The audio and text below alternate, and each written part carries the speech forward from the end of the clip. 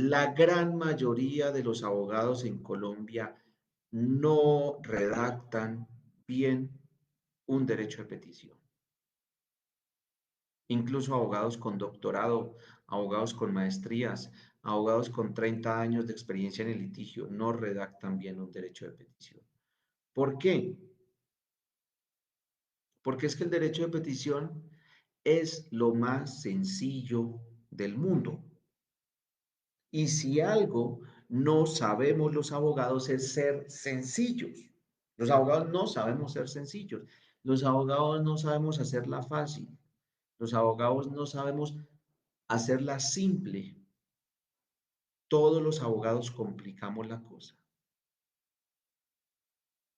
¿Y por qué no sabemos hacerla simple? Porque los abogados nos metemos, sobre todo, a complicar la situación, la cuestión del derecho de petición con elementos que nos enseñaron en nuestro estudio de derecho, en nuestra carrera de derecho, de la demanda judicial. Una demanda es una solicitud.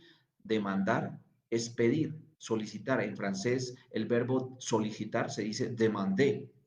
Yo solicito tal cosa. Entonces, je demande quelque chose. Y como nos enseñan solamente digamos, la forma de la demanda, llegamos al derecho de petición trayendo la forma de la demanda, cosa que es una aberración. Ahora bien, ojalá fuera solo una aberración para el ciudadano, pero es que el problema es cuando el funcionario tiene que responder un derecho de petición de fondo, negándole o concediéndole un derecho a un ciudadano, y se pega de los mismos requisitos de la demanda para negar o conceder. Y sobre todo, uno de ellos, ¿cuál es el primer requisito que no debe llevar un derecho de petición y que los abogados ponen en un derecho de petición? Los hechos. Un derecho de petición no lleva capítulo de hechos. Espero que esto se vuelva una frase viral, se vuelva una frase que trascienda las redes sociales, que se vuelva una frase de cajón, de lo que sea, pero que se viralice y aprendamos los abogados y no abogados, los estudiantes de derecho y no estudiantes de derecho, los profesores de derecho y no profesores de derecho, todos los ciudadanos colombianos y extranjeros, que el derecho de petición no lleva capítulo de hechos. Por dos razones. Los positivistas, por una razón, porque el artículo 16 de nuestro famoso CEPACA, Código de Procedimiento Administrativo y de lo Contencioso Administrativo, Ley 1437 del 2011, no lo dice en ninguna parte. Le regalo 1.000.000 de pesos al que encuentre.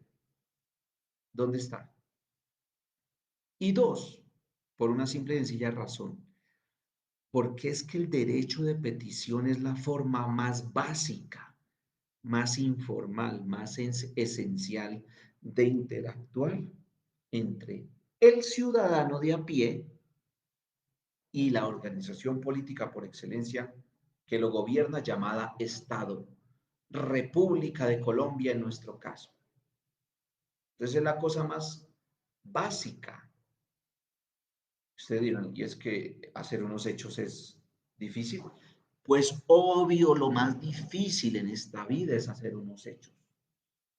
Hay un filósofo que se llama Nicolás Gómez Dávila, quizás el filósofo más sabio de Colombia en el siglo XX, ya fallecido. Nicolás Gómez Dávila, que tiene unos libros que se llaman Escolios, Escolios, Nuevos Escolios, Sucesivos Escolios, y hay un articulito que se llama De Iure, acerca del derecho, en latín traduce acerca del derecho, publicado hace más de 20 años, 30 años, dice, no hay nada más difícil que distinguir qué es lo de hecho y qué es lo de derecho. Y los que me están escuchando que no son abogados no me dejan mentir. Y los que me están escuchando que son abogados, con mayor razón. Imagínense, o nomás lean ustedes una demanda de cualquier abogado. En esa demanda dice, un tema de daños, se le causó un daño injustamente a la persona tal por tal situación. La sola palabrita injustamente ya es un argumento de derecho. Ya se sale del fundamento de hecho o fundamento fáctico, como llaman algunos abogados. Ya saben que aquí en alguna clase critiqué esa forma de hablar, pero bueno, los fundamentos de derecho y los fundamentos de hecho es lo más difícil de distinguir en el mundo jurídico. Si yo digo es que se le causó injustamente un daño a mi representado, ya estoy cayendo en un argumento de derecho, por solo poner el adverbio injustamente. Pero no solo por eso, es porque, repito, como dice Nicolás Gómez Dávila, no hay nada más difícil que distinguir lo de jure y lo de facto. De jure, que releva del mundo del derecho; de facto, que releva del mundo de los hechos.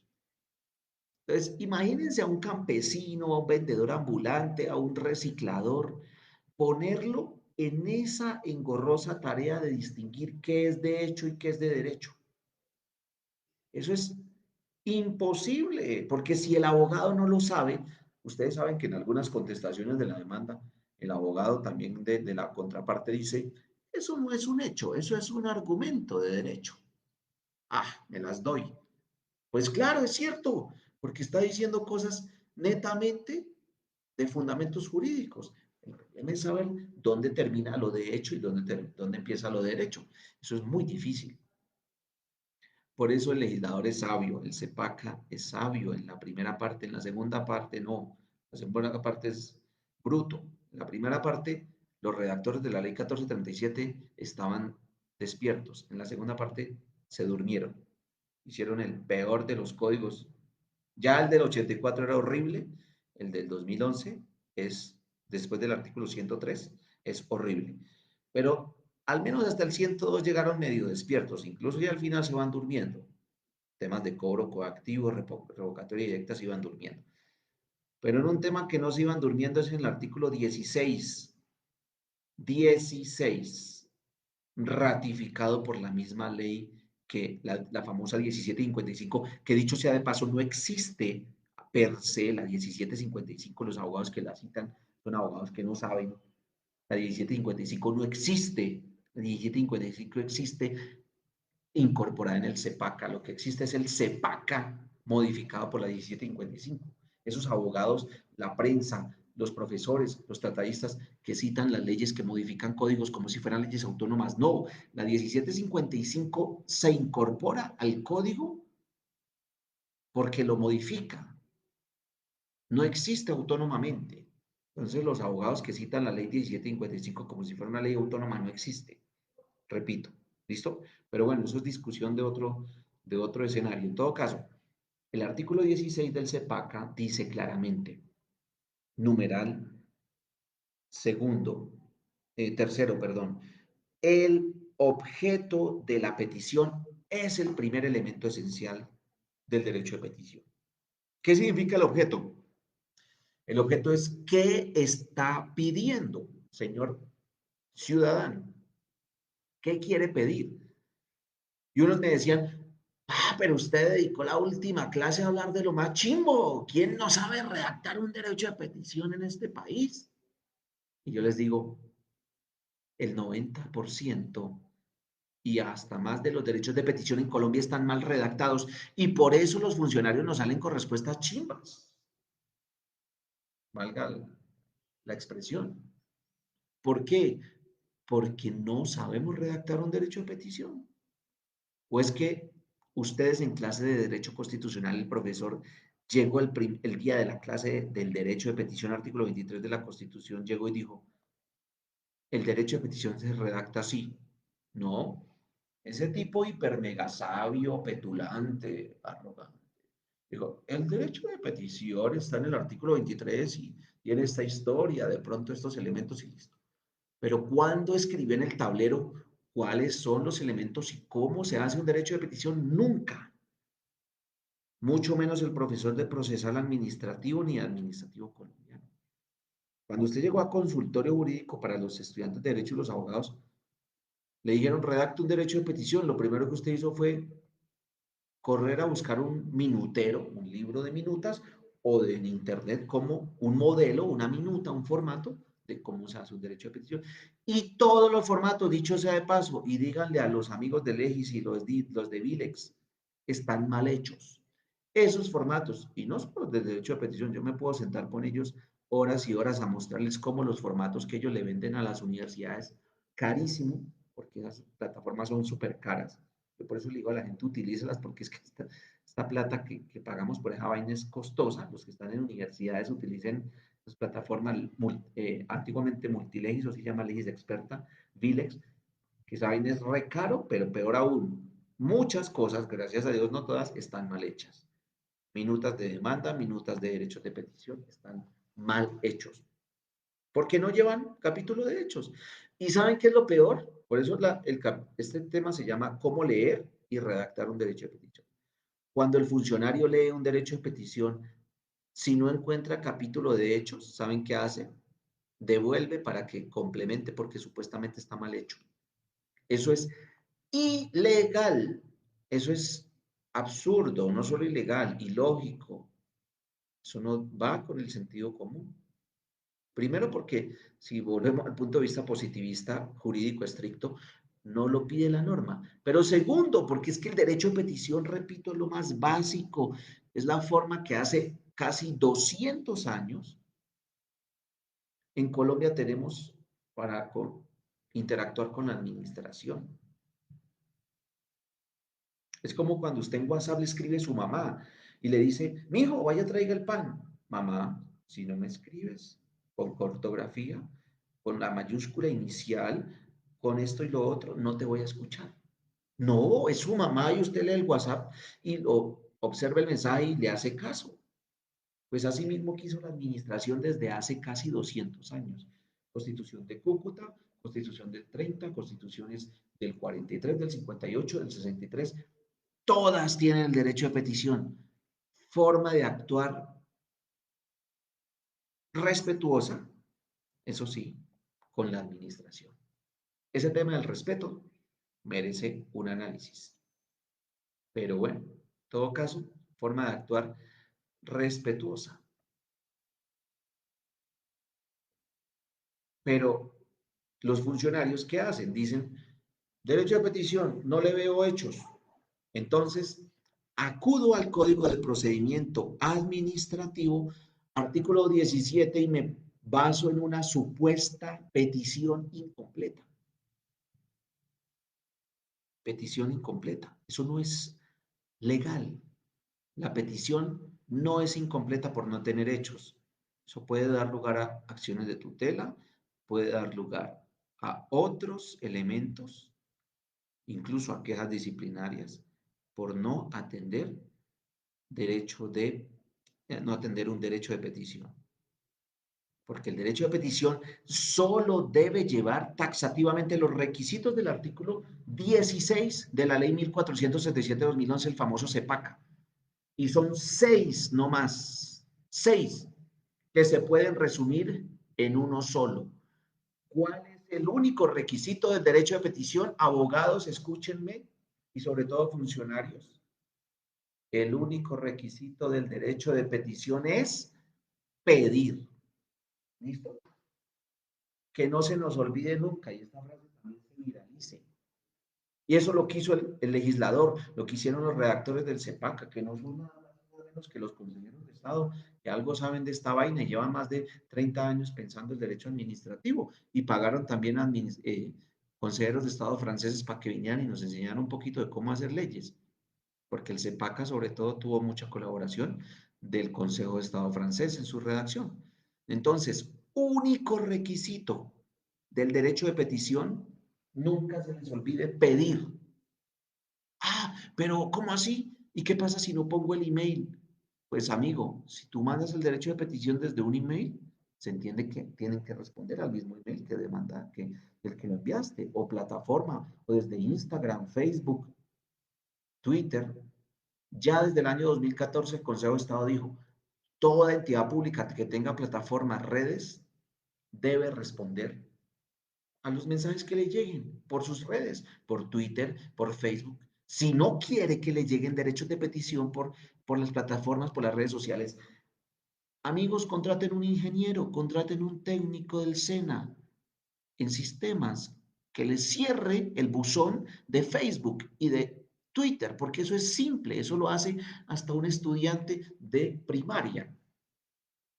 Segundo, segundo, pero es que el numeral cuarto del 16 del CEPACA, el artículo 16, dice que tengo que poner razones.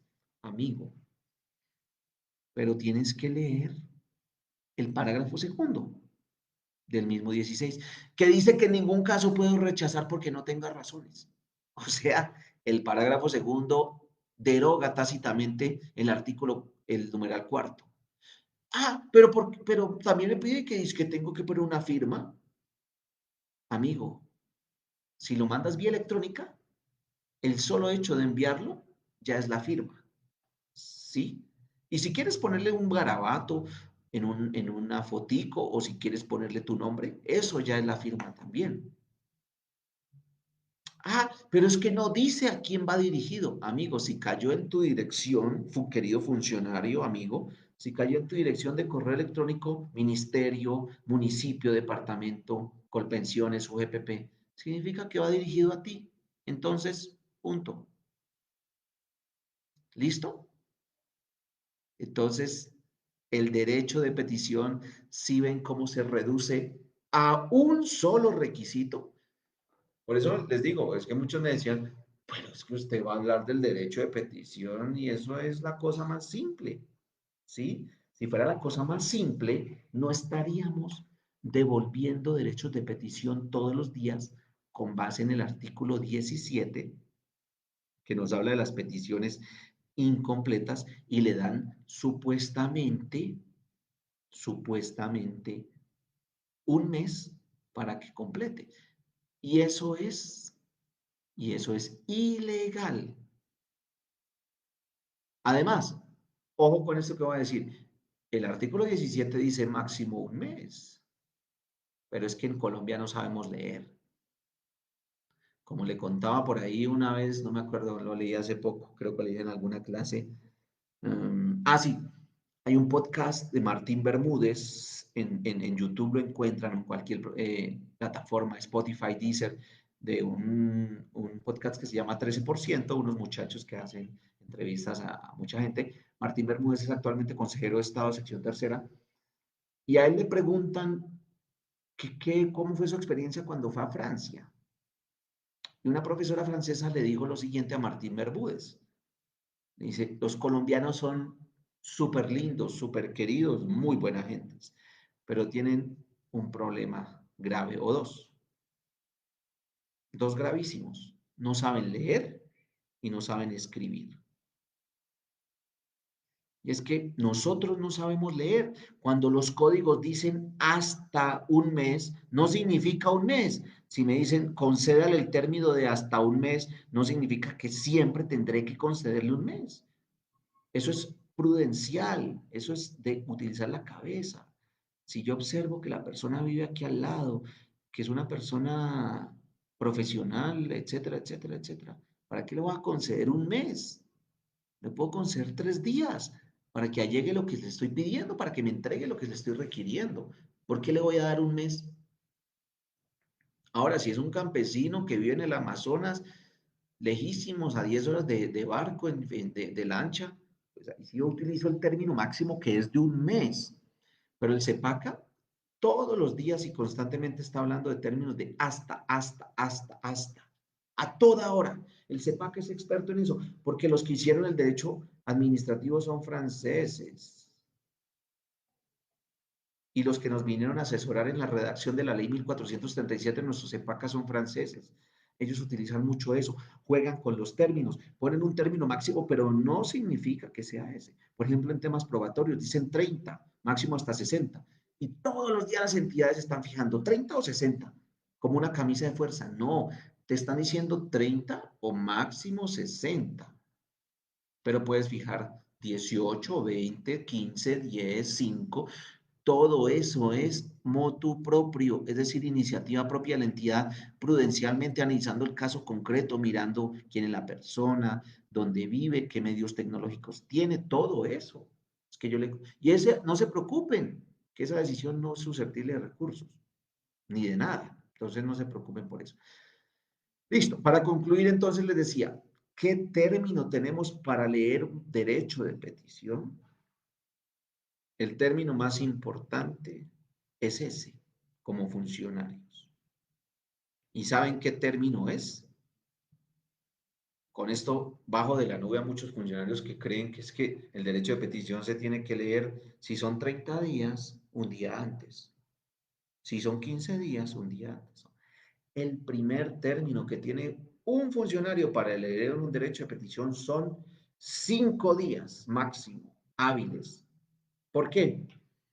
Porque son los 5 días que le pueden llevar a decidir si tiene o no tiene competencia en virtud del artículo 21 del CEPACA, de la ley 1437. 5 días es el término máximo que tiene un funcionario para leer un derecho de petición después de que se radica. Ahora, ahí se las dejo. Pregúntenle a las entidades, los que son funcionarios también, pregúntense cuánto tiempo están utilizando para leer un derecho de petición después de que se radica. ¿Y saben cuál es la gravedad de esto? Que si yo radico un derecho de petición como ciudadano, como administrado, y en los 5 días no me dicen nada, yo entiendo que ya me van a fallar de fondo. Ojo, peor aún, si el derecho de petición es verbal, es en el mismo instante que la entidad tiene que leer, bueno, mejor dicho, interpretarlo y sacar la primera decisión, que es una decisión de competencia o incompetencia. ¿Se declara competente o se declara incompetente? Porque el derecho de petición también se puede presentar de manera verbal, cosa que no es común, pero ahí les dejo a nuestros queridos oyentes y personas que nos siguen que no son abogados. Yo puedo ir en estos momentos ante cualquier entidad pública y decirles vengo a radicar un derecho de petición. ¿Dónde lo tiene? Muestre el escrito, muestre el radicado, muestre la fotocopia. No, es verbal. Escúchenme. Prendan las máquinas, computadores, lo que sea, porque vengo a radicar un derecho de petición verbal. ¿Y qué pasa si yo dejo pasar esos 5 días? Ya yo no me puedo declarar incompetente. ¿Por qué? So pena de falta disciplinaria y algunas otras consecuencias más. Entonces, eh, son los 5 días más importantes del derecho de petición. Esto tampoco lo enseñan en ninguna universidad, no lo enseñan en ningún posgrado, no lo enseñan en ninguna parte, porque eso es de la práctica del día a día. Porque si yo no remito en los 5 días hábiles siguientes a que llegó el derecho de petición, ese derecho de petición al que yo considero competente como funcionario, me toca responderlo de fondo. Y el problema es cuando no tengo competencia. ¿Qué voy a responder? ¿Qué voy a salir a inventar? La embarré. Y como la embarré, caí en una falta disciplinaria por no haberle dicho al ciudadano, amigo, no tengo competencia. 5 días máximo. Y si es verbal, ahí mismo. ¿Listo? Segundo término importante, 10 días. 10 días. Otro término que muchos no conocen. 10 días hábiles. ¿Y esos 10 días para qué son? Esos 10 días es para devolver peticiones. Eso no los modificó el famoso decreto legislativo 491 de 2020 que amplió los términos.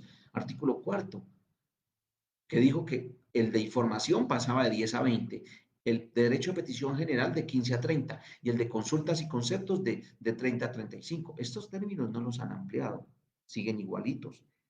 Es decir, que si yo considero como funcionario que una petición es irrespetuosa, oscura o reiterativa, tengo 10 días para hacérselo saber al peticionario, al ciudadano. Decirle, amigo, tu petición es irrespetuosa.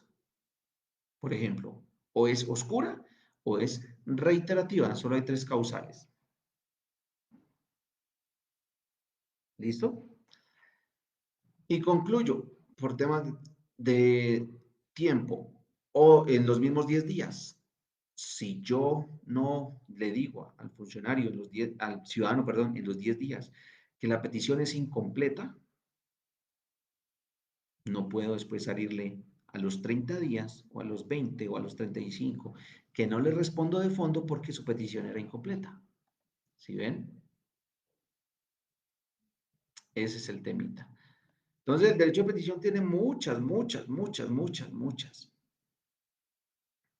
vicisitudes. Y con esto concluyo respondiendo a las preguntas. Jairo López, ¿cómo se deja radicado un derecho de petición verbal? En dos formas, de manera también verbal, con grabación, constancia, con los equipos de la misma entidad. Prendemos el computador, grabamos, etcétera, una grabadora, etcétera, etcétera, etcétera. O con un acta solamente firmada por la entidad, donde se dice que tal persona vino y dejó este derecho de petición verbal que constará en tal documento llamado grabación. Nada más. No tengo que transcribir, hay que remitir a la grabación virtual, electrónica, digital. Porque es que hay algunos que, como en los juzgados, que piensan que las audiencias es transcribir todo lo que se dijo en la audiencia. No, el acta de una audiencia tiene que constar en una página, máximo dos. Punto. Todo tiene que remitir esa una grabación magnetofónica. Entonces, Jonathan Riveros dice que ley de estatutaria autónoma, no señor, por eso precisamente es que los códigos vienen a compilar, porque si no, no existirían los códigos. Y el problema de citar las leyes, aparte, es que desbaratamos el código. Es más, yo estoy de acuerdo con que no existan códigos, yo soy partidario de que no existan códigos. En la clase que di aquí de derecho sin código, dije, ¿por qué el derecho administrativo no debería tener código? Porque no tenemos la capacidad en Colombia para tener una codificación constante y eso nos lleva a tener leyes dispersas. No como los franceses, que ellos sí son ordenados y tienen todo codificado, leyes, decretos, leyes, llamémoslas así, estatutarias, etcétera, en un mismo código. Todo en un mismo código. Artículo tal del código administrativo y este artículo ha sido introducido por la ley tal. Entonces, en Colombia, mientras tengamos la figura del código, nos toca incorporar todo al código, porque el código es como una cajita, como esas cajitas que tenemos en nuestras casas para organizar. Yo la puedo modificar, le puedo sacar, meter cosas, pero siempre va a existir la figura de la cajita. Y en esa cajita voy metiendo leyes estatutarias, leyes orgánicas, leyes ordinarias, pero si yo empiezo a citar la ley solita, sea estatutaria o lo que sea, estoy desbaratando mi cajita, estoy yendo en contra del código e ir en contra del código significa que estoy atentando en contra del orden del derecho.